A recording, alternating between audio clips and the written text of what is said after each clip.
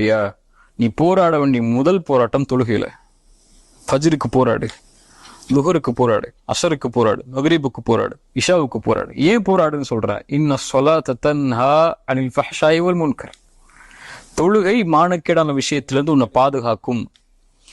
உன்னுடைய கவனம் தொழுகையின் பக்கம் திரும்பினா அல்லாவின் பக்கம் அல்லாவின் கவனம் உன் பக்கம் திரும்பும். அல்லாவின் கவனம் உன் பக்கம் திரும்பினா பாவங்கள் இருந்து பாதுகாப்பை இறைவன் கொடுப்பான். நீ பாவம் செய்யவே முடியாது, அந்த பாதுகாத்துருவான். யூசுப் அலைஹிஸ்ஸலாம் அந்த ஒரு பெண் தன்னை தவறான இச்சைக்கு அழைக்கும் போது அவங்க என்ன சொன்னாங்கன்னா, யா அல்லாஹ் நீ பாதுகாக்கலன்னா நான் அந்த பெண்ணிட்ட போயிருப்பேன், நான் என்னால இது நடக்கலையா அல்லாஹ், நீ பாதுகாத்தன்னாங்க. இப்ப அல்லாஹ்வுடைய அருள்களில் மிகப்பெரிய அருள் ஒரு பாவத்தை செய்ய விடாமல் அல்லாஹ் பாதுகாப்பது. அதுவும் இந்த மானக்கேடான செயல்களின் பக்கம் நெருங்க விடாமல் ஒருவரை பாதுகாப்பது அல்லாஹ்வுடைய அருள். இப்ப அந்த அருள் வேணுமா, போய் பள்ளியில் நெல்லு. இன்ன ஸலாத்த தன்ஹா அனில் ஃபஹ்ஷாஇ வல் முன்கர். இரண்டாவது அஸ்ஸஹ்பத்து ஸாலிஹா, நல்ல நட்பை ஆக்கிக் கொள்ளுதல்.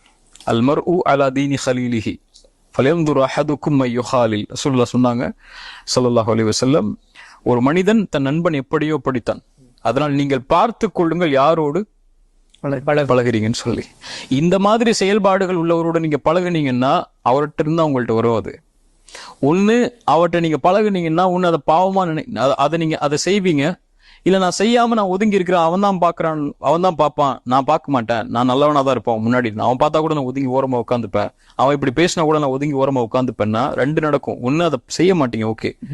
ரெண்டாவது அதை ஒரு பாவமாவே நீங்க கருத மாட்டீங்க. அதை பாவமா கருதலைன்னா தனிமைன்னு வரும்போது இயற்கையா உங்களுக்கு அந்த எண்ணம் மனதுக்குள்ள தோன்றிக்கிட்டே இருக்கும். ரொம்ப அது நேச்சரா இன்னைக்கு எல்லாம் நார்மலைஸ் ஆகிட்டு இருக்கு.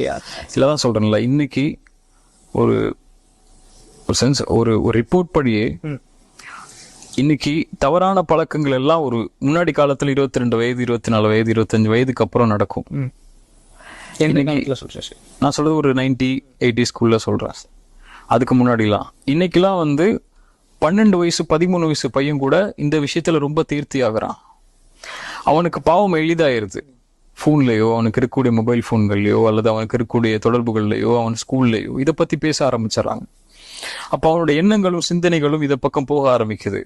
எப்போ ஒருவன் சிறிய வயதிலேயே இதை தெரிந்து கொள்ள ஆரம்பிக்கிறானோ, இந்த எண்ணங்களுக்கு உட்பட ஆரம்பிக்கிறானோ, அவன் ஒரு 25 வயது வர்றதுக்கு முன்னாடியே பல விஷயங்களை இதுல பாவங்கள்ல கடத்திருப்பான். வெளிப்பட சொல்ல முடியாது என்ன பாவங்கள், அது உபச்சாரமா கூட இருக்கலாம். உபச்சாரத்துல மூழ்கி அவன் எழுந்து வந்துருவான் 25 வயதுக்குள்ள. சிறிய வயதுல அவன் மனதுக்குள்ள இது போயிருச்சுன்னா. அப்ப மூன்றாவது, பெற்றோர்களுடைய கடமை நல்ல நட்பை அவன் தேர்ந்தெடுத்ததற்கு பிறகு பெற்றோர்களாக இருக்கக்கூடியவங்களுடைய கடமை அவனை கண்காணிக்கிறது. அவனுக்கு தனிமை என்ற அறையே கொடுக்க கூடாது. மிக முக்கியமான காரியம் அது. ஒரு வாலிபனும் தனக்கு இந்த எண்ணம் இருந்துச்சுன்னா அவன் தனிமையுடைய அறையை எடுத்துக்கொள்ளவே கூடாது.